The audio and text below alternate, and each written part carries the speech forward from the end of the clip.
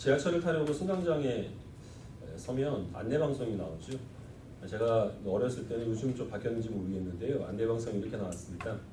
지금 열차가 들어오고 있으니 승객 여러분께서는 노란색 안전선 뒤로 물러서 주셨다가 열차가 도착하면 질서 있게 승차해 주시기 바랍니다. 이런 식이었거든요.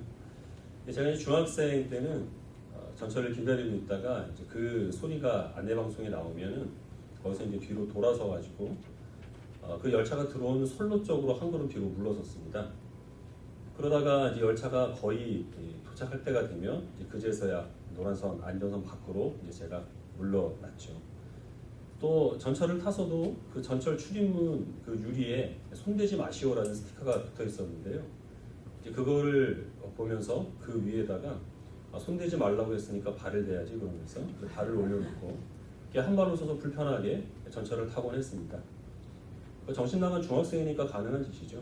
그러면서도 학교에 와서 난 이렇게 했다라는 걸 자랑스럽게 또 아이들한테 얘기를 하고 그렇게 했었는데요.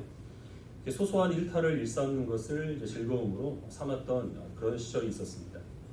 나중에 철이 들고 나서 그때를 생각을 해보면 그게 얼마나 무식하고 위험하고 터무니없는 짓인지 이렇게 부끄러운 마음이 들 수밖에 없는데 저만 그런 게 아니었습니다. 위대한 신학자 어거스틴이 쓴 참회록이라고 한 책을 보면요. 참회록은 자신이 회심하기 이전에 행했던 모든 죄악들과 예수님을 믿은 후에 얻게 된 유익에 대해서 적나라하게 기록되어 있는 책인데 어거스틴은 젊은 시절에 친구들하고 어울려 다니면서 그 동네에 다른 사람이 심어놓은 그 배나무에 배를 훔쳐서 따서 먹었다는 겁니다. 근데 그거를 다 먹은 게 아니라 딴 배를 한 입만 먹고 그 다음에 모두 다 버렸다는 거예요. 왜냐하면 배를 먹고 싶어서 아니면 배가 고파서 배를 딴 것이 아니라 남의 배를 따서는 안 된다는 그 금기를 저지름으로써 주어지는 잠깐의 쾌락을 누리기 위하여서 자기는 친구들과 배를 땄다는 겁니다.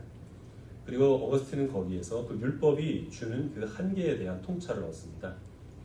오늘 우리가 읽고 있는 로마서 7장 말씀은 율법과 우리 그리스도인 사이의 관계에 대한 바울의 설명입니다.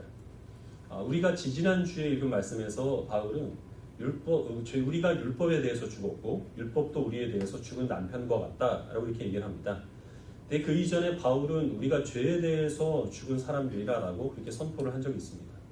그래서 잘못 들으면 율법이 죄와 동일한 것으로 여겨질 그럴 오해의 소지가 있는 거죠. 그래서 바울은 오늘 우리가 읽은 말씀 7절에서 율법이 죄냐? 그럴 수 없느니라 분명하게 선을 긋습니다. 그리고 십계명 가운데서 탐심을 금하는 그 계명을 이제 언급을 합니다. 탐심을 내지 말라, 남의 것을 탐내지 말라는 그 율법이 주어지기 전에는 죄는 죽어 있었고 자기는 살아 있었다는 겁니다. 근데 남의 것을 탐내지 말라라는 계명이 주어지는 순간 자기 마음 가운데서 온갖 탐심이 일어나게 됐다는 거죠.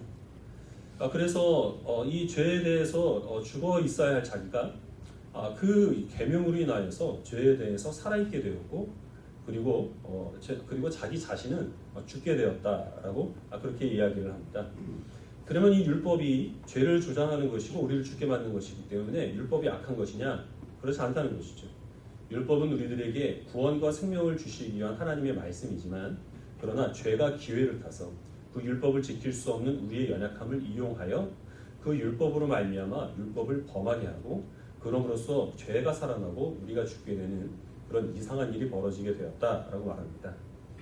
이 이야기는 바울 자신의 개인적인 경험이기도 하겠지만 그러나 동시에 에덴 동산에서 일어나는 일을 지금 바울은 이 보편적으로 묘사를 하고 있는 것입니다. 하나님께서 아담에게 동산에 있는 모든 나무의 실과를 다 먹을 수 있지만 선악을 알게 하는 나무의 열매를 먹지 말라라고 말씀하셨습니다. 최초의 율법이고 계명이죠. 근데 그 계명이 주어지기 전에 사실 세상에 죄라는 것은 존재하지 않았습니다. 죄라는 것은 하나님께서 말씀하신 것에 조금이라도 어긋나는 것입니다. 근데 하나님께서 아담과 하와에게 아무것도 요구하지 않으셨기 때문에 죄가 세상에 존재할 수 없는 거죠. 근데 하나님께서는 모든 것을 다 먹어도 되지만 선악과만은 먹지 말라라는 그 계명을 주신 순간 그 계명을 죄가 이용하는 겁니다. 그래서 아담 안에 있었던 자기 자신이 스스로 하나님이 되고 싶은 그 욕망을 자극하여서 깨어나게 만들었습니다. 그래서 아담으로 하여금 하나님의 말씀을 어기게 하여 죄를 범함으로 영적인 죽음을 당하게 되었다는 것이죠. 그럼 하나님께서 그 계명을 주신 이유가 아담과 하와를 망하라고 주신 것이냐? 그렇지 않습니다. 하나님과의 영원한 교제 가운데서 생명나무 열매를 먹음으로 하나님이 주시는 복을 영원토록 누리게 하시기 위하여서 하나님은 그 선한 의도로 율법을 주셨지만 사람이 그 율법을 지킬 수 있는 능력이 없었기 때문에 죄가 기회를 타서 아담으로 하여금 그 율법을 범하게 하였고 그 결과 죽어있던 죄가 살아났고 아담은 영적으로 죽게 되었다라는 겁니다. 노란 선과 그 선을 넘어가지 말라는 그 안내 방송은 승객의 안전을 지키기 위한 선한 것입니다.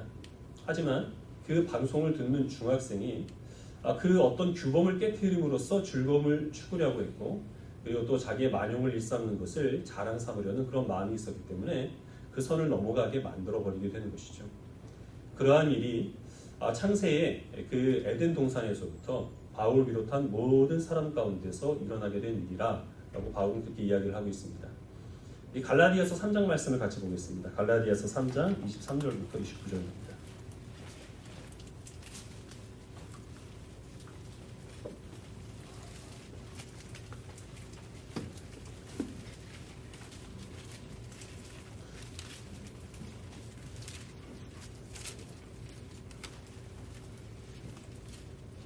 신약성경 305페이지입니다. 갈라디아서 3장 23절부터 29절까지 23절을 제가 먼저 27절까지만 읽겠습니다. 23절부터 27절까지 기록하겠습니다. 믿음이 오기 전에 우리는 율법 아래에 매인바 되고 계시될 믿음의 때까지 갇혔느니라.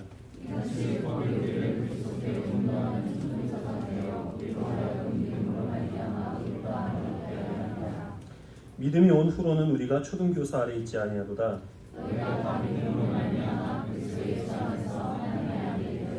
겠습니다. 누구든지 그리스도와 합하기 위하여 세례를 받은 자는 그리스도로 옮겨받느니라. 바울은 이 본문에서 율법을 초등교사라고 이야기를 합니다. 우리는 개역개정을 읽고 있는데요. 예전에 우리가 읽었던 개역 한글 성경에서는 몽학선생이라고 하는 좀 생소한 단어로 번역을 합니다. 근데 이 초등교사는 선생님이 아닙니다. 초등교사는 그 당시에 부잣집 자제를 학교까지 데려다주는 역할을 하는 그 종을 의미합니다. 부잣집 자제가 학교에 무사히 도착을 하고 또 집으로 돌아올 수 있도록 안내자의 역할을 했던 사람들이 바로 이 초등교사라는 것이죠. 율법이 우리들에게 있어서 초등교사의 역할을 했습니다. 하나님께서 우리들에게 요구하시는 거룩의 수준은 하나님의 의와 거룩함입니다. 우리는 무엇이 선하고 악한지 무엇이 진리고 거짓인지 분별할 수 있는 능력이 없기 때문에 하나님께서는 율법을 우리들에게 주셔서 그 율법으로 선과 악을 분별할 수 있도록 참을 따르고 거짓을 버리도록 하나님께서 우리를 도우셨다는 것이죠. 그러나 그 율법이 우리를 거룩하게 만들지는 못합니다. 우리를 거룩하게 변화시키는 능력은 오직 믿는 자에게 허락된 성령의 역사심 가운데서 나타나는 것입니다. 그래서 바울은 로마서 7장에서 율법의 한계에 대해서 설명을 한 다음에 로마서 8장으로 넘어가게 되면 우리의 참된 선생님이 되시는 성령께서 우리 안에서 어떤 역사를 일으키시는가라는 것을 이제 자세히 설명을 하게 됩니다. 율법은 거기까지 우리를 인도하지는 못한다는 것이죠. 그 우리의 참된 선생이 되시는 성령 하나님께만 우리를 인도합니다. 율법을 통하여서 우리는 무엇이 참된 것이고 무엇이 이 옳은 것인지를 알지만 기준을 갖지만 그러나 우리는 그 기준을 따르지 않습니다. 선과 악이 무엇인지를 알지만 그럼에도 우리는 선보다는 악에 의보다는 불의에 진리보다는 거짓된 것에 더 많은 매력을 느끼고 그것을 범함으로써 주어지는 그 잠시의 쾌락을 우리들은 즐거워하는 그런 습성이 있다는 것입니다. 그래서 이런 율법이 하지 못하는 그 성령께로 인도하시기 위해서 주님께서는 믿음을 허락하여 주신 것이고 유대인들도 율법이 아닌 믿음으로 하나님의 백성이 된 것이고 율법이 없는 이방인들도 믿음으로 말미암아서 동일한 하나님의 백성이 되었음을 이 갈라디아서에서 말씀을 하고 있습니다. 이 율법이 우리 안에 있는 죄성을 자극해서 그러므로 우리로 하여금 하나님의 그 뜻을 어기게 한다라는 이 말씀에 여러분들이 얼마나 동의하시는지 모르겠습니다. 저처럼 또 어거스틴처럼 좀 삐딱한 어린 시절을 지낸 사람들은 그게 무슨 의미인지를 잘 이해할 수 있을 겁니다. 또 실제로 평생 그렇게 사는 사람들이 있습니다. 어떤 규범을 깨야 거기서만 비로소 즐거움을 느끼는 사람이 있죠. 나한테 아무런 이익이 없어도 다른 사람들이 손해를 받고 또 괴로워야 그래야만 직성이 풀리는 그런 사람들도 있습니다. 그러한 성향이 또 우리 마음속에서 어느 정도는 깃들어 있다는 것을 우리는 또 인정할 수밖에 없습니다. 오랜만에 마음 먹고 방을 청소하려고 하는데요. 어머니나 아니면 마눌님께서 청소 좀 해! 이런 얘기를 하는 거죠. 그러면 만사가 귀찮아지고 모든 걸 때려치고 싶은 그런 욕망이 우리 마음속에 샘솟게 됩니다. 여러 출입문이 있는데 딱 한 문에만 출입 금지라고 써 있으면 도대체 저기 뭐가 들어있을까 열어보고 싶은 것이 우리들의 마음입니다. 운전을 처음 배울 때는 두 손으로 핸들을 꽉 잡고 앞만 보면서 긴장하면서 가는데 어느 정도 운전이 익숙해지면 이제는 한 손으로 핸들을 붙잡고 한 손으로는 괜히 쓸데없는 문자도 한번 보내보고 과속 탐지 카메라가 없는 곳에서는 한 200도 밟아보고 그럼으로써 자기 운전 실력을 한번 과시하고 싶은 마음이 드는 게 사람의 심리입니다. 대부분 그러다가 첫 사고를 경험하게 되는 것이죠. 그러나 그렇게 사는 사람보다는 사실은 규범을 지키면서 그 규칙 안에 머물러 있는 것을 더 안전하고 그게 나에게 유익하다라고 여기는 모범적인 사람들이 사실은 훨씬 더 많이 있습니다. 바울이 지금 이 말씀을 통해서 말하고자 하는 것은 모든 사람들이 다 청개구리 같은 그런 습성을 갖고 있다. 율법이 죄를 주장한다. 이거를 강조하려고 하는 것이 아니라 율법은 한계가 있다는 것입니다. 선을 넘어가면 위험하다라고 하는 그 안내 방송이 그 선을 넘어가면 위험하다는 것을 사람들에게 알게 하지만 무모하게 그 선을 넘어간 중학생을 억지로 선 밖으로 이끌어내지는 못한다는 것이죠. 율법이 하는 일은 알려주는 것 외에는 없다는 것입니다. 우리가 위험해 있을 때, 우리가 어리석은 일을 행할 때 그런 우리를 강압적으로라도 선한 길로 인도하고 하나님 뜻에 실천할 수 있도록 역사해 주시는 능력은 오직 믿는 자에게 예수 그리스도께서 허락하여 주신 성령으로 가능한 것이지 해라 하지 말라라는 이 계명으로 우리가 변화되는 것은 분명히 아니라는 것을 바울은 여기서 말하고 있습니다. 칼빈은 구약의 그 율법을 크게 세 가지로 나누는데요. 하나는 하나님께 제사를 드리는 데 관련된 제사법입니다. 주로 레위기에 나와 있는 법들이죠. 그리고 또 하나는 그 당시에 이스라엘이라고 하는 그 사회에만 적용이 되는 사회법입니다. 도둑질하는 것은 네 배로 갚아라. 눈에는 눈으로, 이에는 이로. 이제 이런 그 당시의 법률들이 그에 해당합니다. 마지막 세 번째는 그 십계명에 드러나 있는 도덕법입니다. 제사법과 이 사회법은 예수 그리스도께서 이 땅에 오셨을 때에 주님께서 그 뜻을 성취하신 걸 우리들에게는 의미만 남아있고 그 구체적인 조항을 우리가 지켜야 될 의무는 없습니다. 그러나 칼빈은 그 마지막 세 번째 도덕법은 오늘날 우리 그리스도인들에게도 여전히 유효하다라고 그렇게 말하고 있습니다. 그리고 그 도덕법이 주는 그 유익에 대해서 기독교 강요에서 칼빈은 크게 이제 세 가지로 요약을 하는데요. 첫 번째로는 죄를 깨닫게 한다라는 겁니다. 두 번째로는 그 죄를 억제함으로 사회가 보존할 수 있도록 역사한다라는 것이고 마지막 세 번째 그 도덕법이 우리들에게 주는 유익은 우리의 한계가 무엇인지를 깨닫게 함으로 우리 자신에 대해서 절망하게 하고 우리를 도우시는 하나님을 의지하도록 우리를 이끈다라는 것입니다. 저는 교회를 다니기 전에는 이 죄에 대한 인식이 거의 없었던 것 같습니다. 저는 여러 종류의 친구들을 사귀고 있었는데요. 제 친구들 가운데서는 슈퍼마켓에서 과자를 훔쳐다가 친구들에게 나눠주는 친구도 있었고 그리고 또 학교 끝난 다음에 그 동네 골목길에 모여서 담배를 피우는 친구들도 있었습니다. 저는 그 친구들의 행위에 동조한 것은 아니지만 그러나 제가 그 친구들과 함께하지 않은 것은 들켰을 때 일어날 그 일들이 제가 그것을 귀찮게 여기고 그것을 두렵게 여기기 때문이지 그게 죄이기 때문에 그들에게 동참한 것은 그들의 행위에 동조하지 않은 것은 아니었습니다. 저는 또 반에 어떤 친구가 따돌림을 당하게 되는 것을 당연스럽게 여겼습니다. 사람이 능력대로 대우를 받고 그것은 이 사회의 원칙이다. 그리고 사람은 동물의 일종에 지나지 않는다라는 게 저의 생각이었던 것이죠. 그런데 제가 교회를 다니고 신앙생활을 하면서 이전에는 그렇게 아무렇지도 않게 여겼던 것들이 사실은 죄라는 사실을 그제서야 깨닫게 됩니다. 하나님께서는 모든 사람들에게 필요한 것들을 허락하여 주십니다. 믿는 자든 믿지 않는 자이든 하나님께서는 그들의 필요를 채워주시고 생명을 유지시켜 주십니다. 그래서 모든 사람들의 소유는 사실은 하나님께로부터 비롯된 것이기 때문에 다른 사람의 물건을 훔치는 것은 곧 하나님의 것을 도둑질하는 죄가 된다는 사실을 신앙생활을 한 이후에야 깨닫게 됐습니다. 어떤 학생의 그 신분에서 벗어나는 그 행실을 하기 위하여서 선생님이나 부모님을 속이고 실망시키는 일도 역시 마찬가지로 하나님께서 기뻐하지 아니하는 죄라는 사실을 깨닫게 되었고 하나님의 형상으로 창조된 사람을 외모로 판단하여서 그를 내 기준에 따라서 무시하는 것도 하나님께서 가증스럽게 여기시는 죄가 된다는 것을 신앙생활을 하고 나서 깨닫게 됐습니다.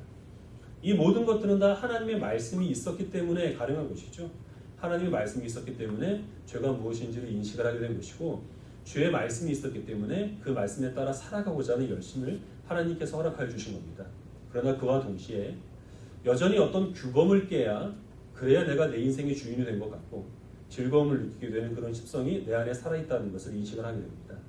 또 여전히 어떤 사람을 집중적으로 괴롭히지는 않지만 내가 가진 기준에 따라서 저 사람을 가까이 하는 것이 나한테 이로운 것인가 아니면 손해가 나는 것인가, 그것을 끊임없이 계산을 하면서 사람들을 대하는 이기적인 성품이 내 안에 남아있다는 것을 알게 되면서 나 자신에 대해서는 절망을 하게 됐습니다. 하나님의 도우심과 주님의 용서의 은혜를 더욱더 사모하게 된 것이죠. 바울이 계속해서 이 서신서에서 율법에 대해 부정적인 태도를 견지하는 이유는 유대인들이 이 율법을 지나치게 집착하고 의존했기 때문입니다. 그러나 우리 그리스도인들은 조금 다른 상황 가운데서 하나님 백성으로 부름받았습니다. 우리는 율법을 먼저 접한 게 아니라 복음을 먼저 접하고 그 다음에 우리는 율법을 배우게 되었습니다. 그래서 율법이 우리들에게 주는 그 유익에 대해서 우리는 사실 간과할 때가 많이 있습니다. 분명히 기억해야 할 것은 율법이 우리를 구원하지는 못하지만 초등교사의 역할은 한다는 것이에요. 율법이 고등교사는 아니지만 초등교사입니다. 이 율법이 없이는 우리는 성령께로 인도함을 받을 수가 없습니다. 죄가 무엇인지를 분별할 수 없고, 그리고 또한 그 율법을 지킬 수 없는 우리의 무능함에 대해서 처절히 깨닫고 하나님을 의지할 수 없다는 겁니다. 율법이 바로 세워질 때 그때 비로소 우리들은 더욱더 하나님을 의지하고 하나님의 뜻대로 살아가고자 하는 열심을 갖게 된다는 사실을 잊어서는 안 되겠습니다. 말씀을 한 구절만 더 보겠습니다. 시편 19편 말씀입니다. 119편 말씀입니다.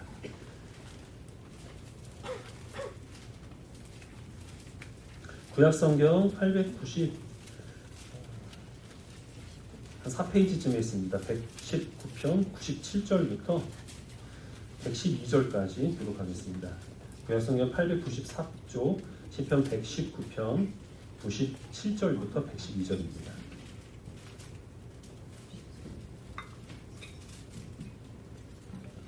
97절을 제가 먼저 읽겠습니다. 내가 주의 법을 어찌 그리 사랑하는지요, 내가 그것을 종일 작은 소리로 울조리나이다.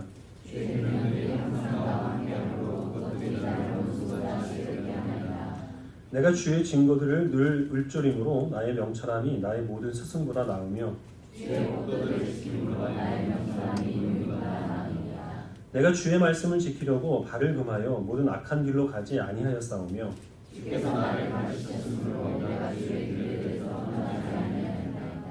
주의 말씀의 맛이 내게 어찌 그리 단지요, 내 입의 꿀보다 더 다니이다.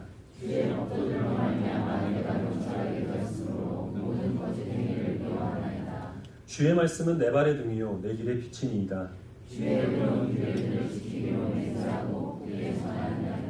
나의 고난이 매우 심하오니 여호와여 주의 말씀대로 나를 살아나게 하소서.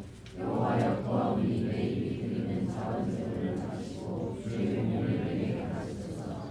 나의 생명이 항상 위기에 있사오나 나는 주의 법을 잊지 아니하나이다.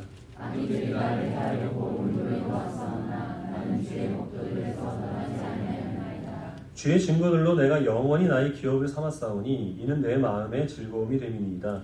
내가 주의 명령을 영원히 행하려고 내 마음을 기울였나이다. 성경에서 제일 긴 장은 지금 우리가 읽은 시편 119편입니다. 이 긴 장의 모든 내용은 다 하나님의 말씀에 집중되어 있습니다. 율법이 우리들에게 주는 유익과 그 율법을 지킨 자에게 주시는 하나님의 복에 대한 그런 찬송의 고백이 바로 이 시편 119편입니다. 우리가 읽은 내용 가운데서 먼저 이 시편 기자는 이 말씀에 대한 자신의 사랑을 고백합니다. 주의 그 말씀이 어찌 그리 사랑스럽고 귀한지 내가 그 말씀을 종일 울적이나이다. 우리가 좋아하는 노래가 있으면 그 노래를 하루 종일 중얼중얼하죠.